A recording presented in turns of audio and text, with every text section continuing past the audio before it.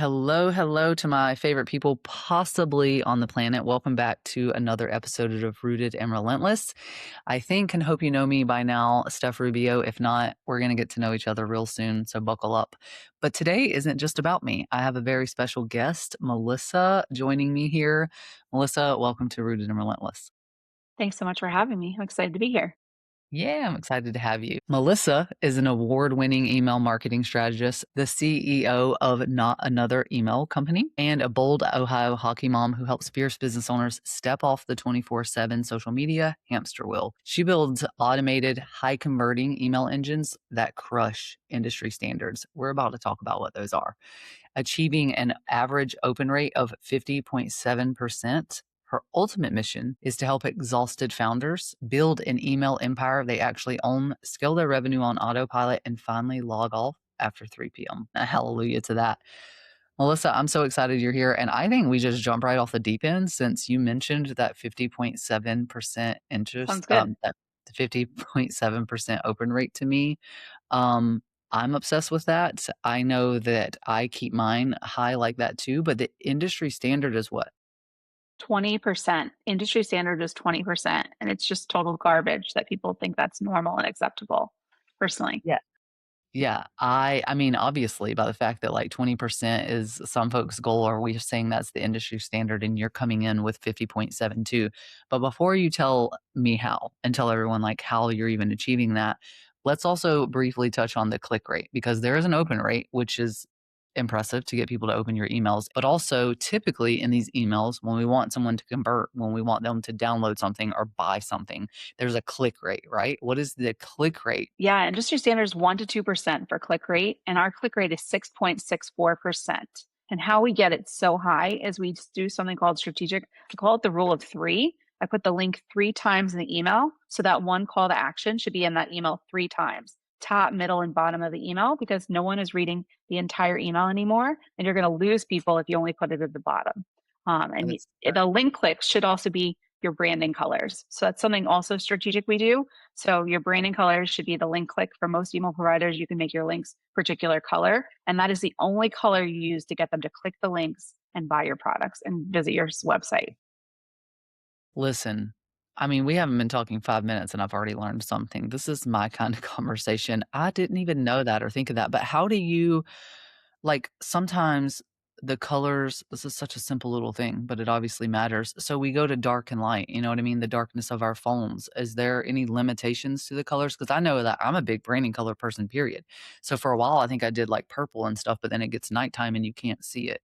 Are See there it do you as have much. recommendations Yeah. just for, like, your light branding colors or something? Um, I I just recommend you're training your audience to see that one color. So all of a sudden they see the one color and it's going to pop out from their phone. I'm not so worried about like dark and light. I guess people reading emails late at night, but the reality is you want to train them to see that color and want to click it. And then you don't use that color anywhere else other than link clicks or buttons. The same color, same link click, buttons or colors make a difference. And then you don't overwhelm them with colors. I've been in some providers where clients have colors all over their email. It's too much. So that link click is the only color in that email, and then the rest is text. And you could highlight with like bolded text, but that's what I do. And that's what we do for all our clients. Do you find that when we talk about colors and stuff, so not just the link clicks, are you a fan of, or do you find that it matters if you have emails that are much more words and white space, text and type with the links and a couple buttons, or those beautiful formatted, like here's the picture of me and here's also this colored coded like Yeah. blocks and different things like formatted? It Do you have a preference It one way or the other? completely depends on the client. So some clients prefer the heavy text emails. And I know your emails come off as text with lots of text, which is great. And I have some people who like really like emails and layouts, and Flowdesk, for example, has tons of layouts and images that you can do. It really depends on the client, but I recommend no more than 3 images in email, including your logo. So that counts as an image. Too many images can lead to spam, and you don't want that to happen. So if you put too many text images, like some people are building their emails and now in Canva with Flowdesk, which you can do. And I don't actually recommend that because it can actually lead to spam. And you're going to train your audience to look for images and then have to dig for those links. Yeah, that totally makes sense. I've definitely gone back and forth on mine, and as I'm going through a rebrand right now, it's crossed my mind like the backside dark corner that crosses one side and leaves the other. But I'll think about again, when it's time, when I get the rebrand done, is like, do I do something that brings that brand recognition further, versus that talky type of email? And I don't know, I just always seem to come back to it. So I think there's something to be said that it comes down to your audience, right? What are they opening? So we talked about the click rate briefly, like being 2% and your average actually being 6.64 for your clients, which is already huge. So like three times. But what about the open rate? So we're getting people to click by Yeah. the rule of three, putting three links in, having branded colors, top, middle, and end. But for them to click it, they have to open it. So how are you smashing over two times percent of the industry average on the Yeah. open rate to even get them to open the So email? yeah, you wanna make sure your name is branded. So, people don't always recognize, like, Steph, but they might recognize your brand name. They might recognize the brand name. So making sure that's branded. Also making sure your email subscribers go through a welcome sequence in some way or form, because they're gonna be more in tune to your brand. You're gonna once you have a welcome sequence in place, you're gonna double your revenue over the year with email marketing, because they're gonna know your brand, they're gonna know your offers, they're gonna know where to connect with you and how to connect.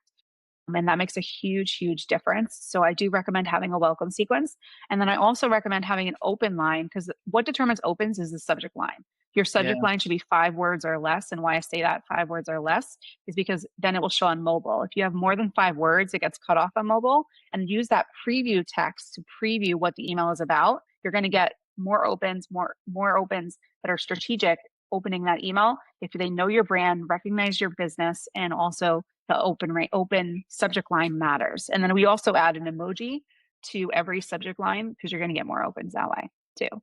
Okay, yeah, I didn't know about the emoji. I know I've seen them, and that's not something I've really added heavily to mine, but the 5 words or less, I didn't even know from the mobile standpoint. I know I've always kept it short because 'cause I'm always like, I literally visually see my email when I'm writing mine out, like how many I can see, and love the subhead piece. In fact, if you're not doing a subhead, I'd make sure email look a little wonky in my inbox. Um but I think it definitely what I've seen in my own, even though like at the top of this conversation, I'm already like, oh my God, I didn't know that. I didn't think about the 5 words or less because of mobile. Like I'm learning so much. I told you, when we met at Power Table Live, which like met in person, we knew each other online before that. Um, and one of the reasons I wanted to have this conversation with you when you reached out was because of how boldly you just asked me a couple things about my email. Like that just you stand out to me all the time. Like you looked me in my eyes and you were like, "Do you have a pop up on your website?" And I was like, no, and I know I needed it, but like I told you, I just haven't slowed down. Where does it fall in the list of 500 things to do? It was like, I'll get to it, I'll get to it. And it's just so stupid to constantly miss that because then, as you know, I added the pop up to my website, took me no more than 10 minutes, maybe five, if I'm being honest. And now just like every other day, I'm getting people signed up to my email. So one thing, I'm interested to see how that changes my open rate because I have sat in the 70s for like 2 years since I put even created an email list, And as I also told you, I hadn't put the power behind trying to grow that. It was very much, I have an email, you should join, you like hearing from me, you hear way more from me kind of thing, which has been fine and it works for me. But I know there's a lot more power to be had. But I think that's probably also, if we're being honest, why I have such a high open rate. But the second thing is because I have such an engaged, balled in audience and they very much carry over from like my Instagram and stuff. But if people that aren't already kind of hook, line, and sinkered, aren't seeing me all the time in stories, they're finding my website through some other means and they're signing up from there, they might not be quite as engaged yet. And so that probably could like these strategies are going to start mattering more to me as that list grows because I'm diversifying the audience and they might not be getting the depth from me across platforms that people were in the past. Um, so anyways, just a testament to you there and a little side note, I think that is worth people hearing is like the conversation we had when typically this happens, we're at networking events and people start talking. You're in email marketing. I've had people ask me before what my open rate is. And when I say 74, they just kind of lose the conversation because they're like, oh, well, she's fine. She doesn't need my help. But they didn't ask about my click rate because people open the emails, that's cool. They want to be my friend. They like what I have to say. If I'm not clicking on anything. They're just a really great group of friends who like what I have to say. But that's not why we're doing business, right? Unless they're paying for what I have to say or I'm funneling them somewhere. So I think that everyone listening just needs to remember that. You can have impressive numbers, but it's not just the one number to look at. And what else are you doing to pull those people in? So the welcome sequence is like a huge one. And I took a note myself. I need to go look at that. Like it's time to go look at it because of the stats that you spit from like doubling your revenue in the next year. And it just being a place that people land to immediately know how they can work with you. So I think, like, do you have a standard that you check people's or suggest that they go check their welcome sequence? Because it's obviously Yeah. not something you set up once and then you just leave alone. Well, most people set it up once and leave it alone and then forget about it, and that's the reality. But the reality is I actually have a calendar reminder in my Asana that sets every year to go check my welcome sequence because every year your business changes and shifts and there's different offers. So Yeah. it's really important to set that task in your calendar and say once a year I'm going to go check my reminders for my welcome sequence. I have a client who had a welcome sequence that was so poorly done. She was making $2,000 a month from her welcome sequence. Once we finished working with her, she was making $30,000 a month in automated revenue sales and skincare line, which is just unheard of because it's skincare products to make Yeah. $30,000 from that welcome sequence. Is just so powerful because they're already a hot lead. You need to make sure they're going to become even hotter, basically. Yeah. Give them somewhere to spend that hot energy essentially, because then they just go warm and then they go cold and then they're just passive openers, if at all. Yep. Right. And that Yep. can adjust it. Yeah. Exactly. Yeah, I like to add that into, like, my end of year planning. So October to December, I really start doing heavy, like, planning ahead for the year, but that's not just, like, vision casting of, "I wanna 30x my revenue." That is everything needs a touch. There are documents that I link in certain Asana tasks that are for 2026, so I have to adjust those. So keep, like, a running list of healthy business rhythms and things that need to happen. And if you don't already, I would add touching your welcome sequence to that end of year planning so that you're looking because you create new offers, you change, you want to give the recaps and everything. But what about the new people finding you? Gosh, think about where you were a year. I think about where I was a year ago.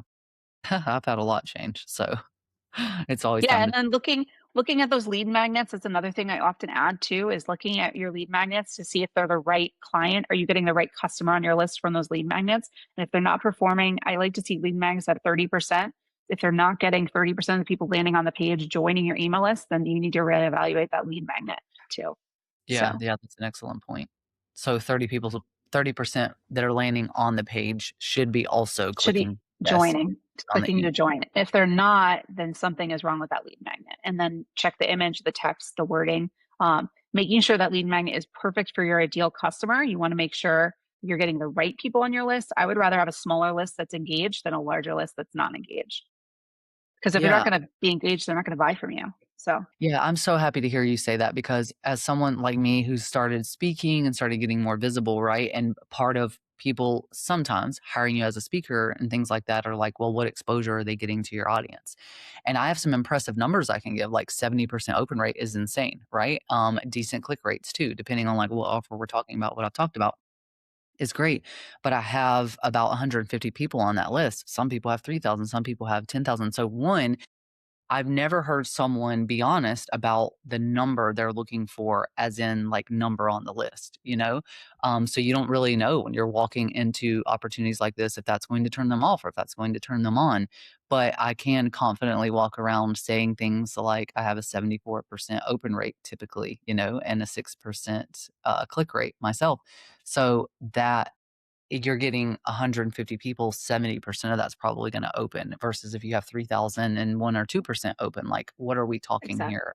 What sounds like apples to oranges up front might actually be apples to apples, and I always go with real, genuine human connection, real value. I talk to my people in my email list every single year when I'm doing that end of year planning. I'm thinking through my own rhythms when I send emails, what I'm talking about, what when I do, and then I ask the people on the email list. I'm thinking about adjusting. Last year I was doing 1 a month. I'm thinking about going from 1 a month email to 2 a month. Will you read them and what do you even care to hear right now? And I had people actually replying to me, telling me what they love to hear from me, what they maybe don't need anymore, and so I took that data to form how I'm talking to them. So part of those impressive open rates are because people actually look forward to what I have to say because they're telling me what it even is they wanna hear, and then I'm sending them what they wanna hear. Yeah, you're using like data to make informed decisions. It's so smart. So, Yeah. Yeah. So you talk a lot too. I see this like on your socials lately, especially Melissa, about social media being rented land. And I've definitely heard this before, like with blogs, right? There was a while there where like blogs were a big push and people were like, you need a blog because social media is rented land. And I hear you saying the same thing about like our social media audience, which one shatters my heart into pieces because my social media is like engaged. Instagram is my favorite place to hang out, even though it's been going through it for years now. So the thought of that not being the case is like terrifying. But tell me more, just like tell me more about what you mean with it being rented land for people maybe who haven't heard that, I why it matters. I posted a video of my kids playing hockey and they won a championship. So they all huddled together and were really excited after winning the championship. They hugged their goalie and it was so great. I posted a video. Instagram flagged my content, shut my account down for 5 days. So the reality of being rented space really hit home for me because imagine being 5 days off of social media, Facebook, Instagram, Meta, Threads, all of that was gone for 5 days. I emailed Meta and got reinstated. They realized it was an accident. They reinstated me, but it really hit home for me because the reality is you don't own your social media, but you do own your email list. Every single year, I also make a priority of downloading my email spreadsheet of my subscribers because if I ever was the platform was ever to close, I've had Yeah. client accounts, their Flotus account got closed for numerous reasons. I've had clients that happened to. So making that a priority of downloading your CSV because you own that list and you could move it to whatever provider you want, but you don't own your social media. And you also are subject to an algorithm of who's going to see your reel or who's going to see your story or who's going to see your post. Whereas email is the first thing people check in the day and the last thing people check in the day is their email often. Yeah, that's an excellent point, and also, like like I just said to you, I know these things, I hear these things, right? I've even thought about it lately because earlier this year, the social media has been changing a lot. Instagram started pissing a lot of people off, which makes sense with what I'm hearing from you, but I saw people actually putting up posts that's like, "I'm deleting this account," and, we've seen it before. What am I trying to say here? I've seen people do that, but it's been more of a personal thing. These are actual businesses that are like, "This is not serving me. I'm hopping off. If you wanna find me, here's where you can find me." And I was like, "Dang, we're getting to a point, we don't know what, like" the thought of Instagram not being around is hilarious right now, but 5 years from now, the people really dictate that. The people really dictate that. So if we continue to be sick of it, or we continue to be sick of like, I would venture to bet, I hate to say things I can't put numbers behind, but a lot of the burnout with entrepreneurs is the constant fighting the algorithm anyways. So if that continues, then we dictate what happens with these platforms, which means they could dwindle or go away or be significantly different. So, but when you said specifically that you lost it for 5 days, first, that's ridiculous, but my immediate thought was you would ask something like that, Melissa, and you would think my first thought is like, well, 5 days away sounds like a vacation I didn't ask for. Like, I'll take a break from social media. But the reality is that I am actively right now promoting something I'm doing for the first time and trying to sell tickets to a virtual panel happening in 3 weeks, right? So the thought that I could lose that for the next 5 days when I actually have an entire promo plan that is largely dependent on social media, I'm announcing the panelists, I'm building excitement, I'm talking to people about what it's about. And 5 days of that could actually cost me a lot. So that's For pretty sure. scary.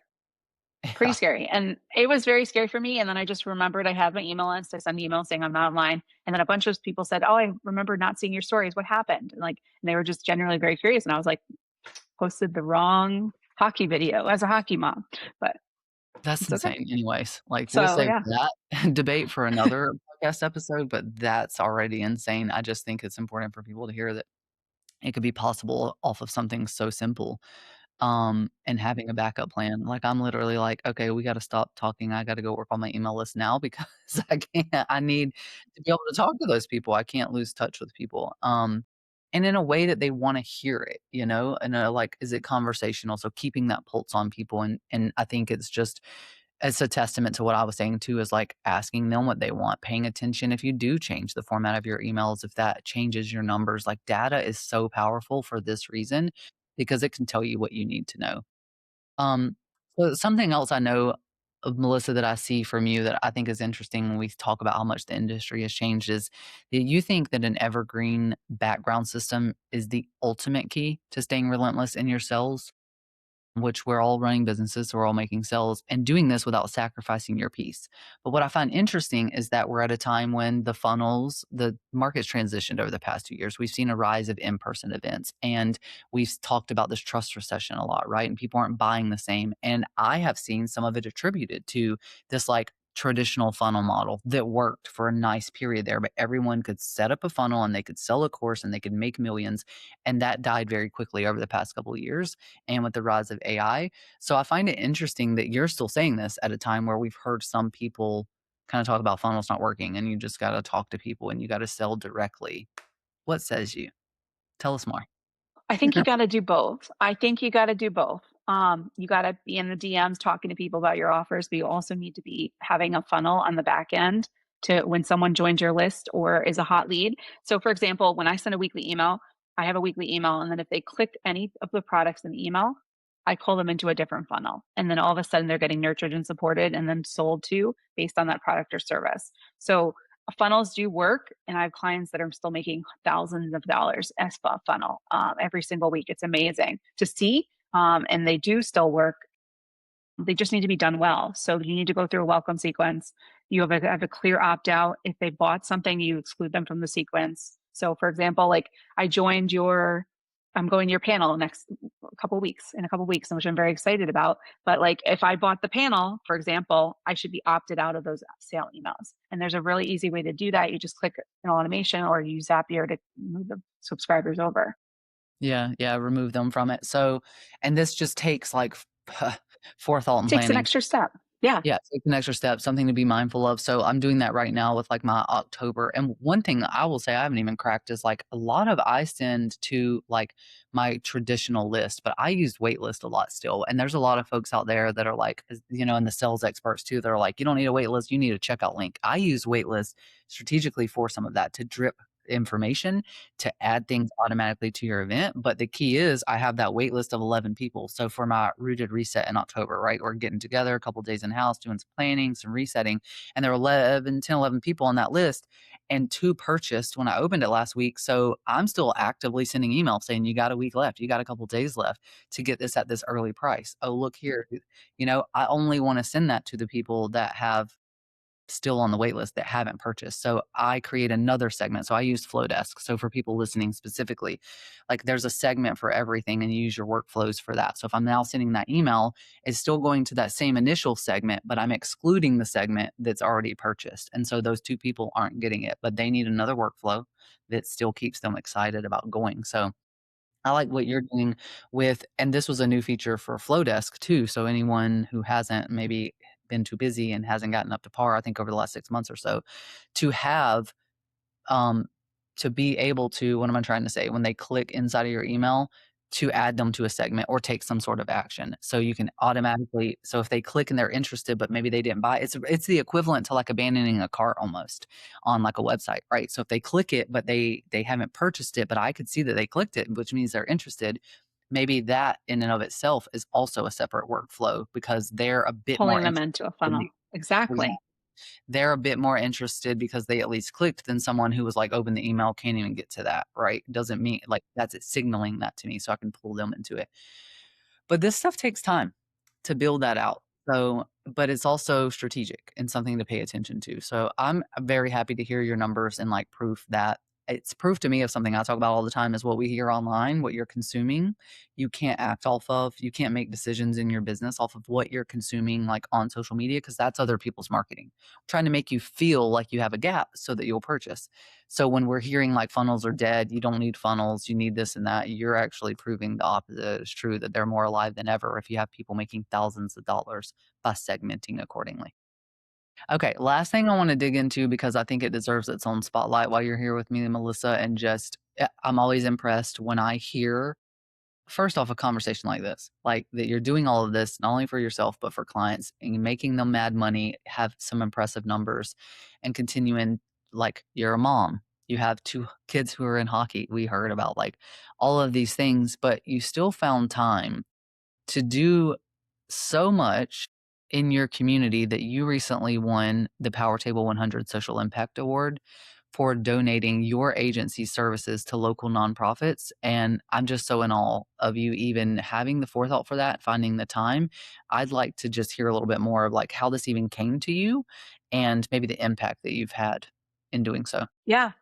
Oh, awesome. Thank you for sharing that. Um, I saw agencies struggling and I see companies struggling all the time with email marketing. And often I want to say I could help you. So the reality is I saw three non-for-profits, the Humane Society, Boys and Girls Club, and a People to People Ministries, which is food insecurity in our community, struggling with emails. And I saw a need and I was like, I can help you. And they're like, I'm going to donate my services. This is something we're really good at. I have time and capacity. So we donate our email services to them. We write email newsletters for all three agencies and get support for kids, support for Humane Society for the animals in the community, and then also support for food insecurity and housing insecurity. So I found that we were able to use our skills and give back to the community, and it's so valuable to make these organizations better. We're bringing in more clients. We're using our expertise for beneficial reasons. I just love it. And it makes me so happy to realize that we're able to help so many people in our community because of the way we're using our email services to their advantage. So That's incredible. Incredible that you found the time, that you thought about it, and you know that you have services that you can give other people. But for me, it's the impact on the other side is that your services are what you're talking about here, that you're helping kids, that you're helping families, that you're helping the pups and the kittens and the animals that need the love and support. It means so much. Like I am consistently in awe when people that like we're not $1 billion 800 people companies out here and still finding time to care and give in our communities in any way that we can, and you've had major impact for that, and I'm really glad that you were able to be honored for that because you certainly deserve it. thank you. Yeah. I appreciate that. Well, yeah, in closing, I know that you have or I've seen that you do, you offer free email audits, is that correct? I do offer free email audits. Yeah. So people come to us and they just send us their three emails and their landing page, and I give a 5-minute audit for anybody who wants an audit, and they could just email me or reach out to me on Instagram, and I'll do an audit for them. Yeah. Yeah, okay, so this is like welcome sequence, so they can see, like, landing page and the welcome sequence or anything, like, Whether it's welcome sequence or weekly emails, whatever you choose to say, share. Yeah. okay, So cool. people just send Yeah. us three emails, and that's how we do it. Yeah. Okay, well, I'm gonna drop that in the show notes for anyone listening who probably lost their minds hearing some of the numbers, what you're up to, and the impact you have, and just how your brain works. You're so smart in this area, so I know that you're seriously changing businesses. Melissa, I appreciate you coming on to Rooted and Relentless. I'm gonna put that in the show notes for anyone who wants the free audit. There'll be a link, but also how they can find you on socials and keep up with you. I know that you're active over there. I know that you're giving us the tea and really strongly sharing your opinions of some of the stuff we talked about today, which is going to continue to help make our online business industry healthy and help people write emails that are going to make them sales, which again is what we're all trying to do here at the end of the day. We're making friends, we're growing community, but we're also looking for money and you're helping people do that. So I'm going to put your website and your Instagram and threads and your links in the show notes so everyone can find you, say hello, get in on your audit, and really change the game of their emails. That's awesome. Cool. Well, thanks for hanging. Let's do this again sometime. I appreciate you coming. Catch you next Good. time. Thanks for having me. Yeah. Bye. Well, that's a wrap on this episode of Rooted and Relentless. If it made you laugh, nod along, or grab that cute little notebook of yours and scribble something down, please hit me with the SSR, subscribe, share, and review, as in leave a review. Thanks for hanging. Bye.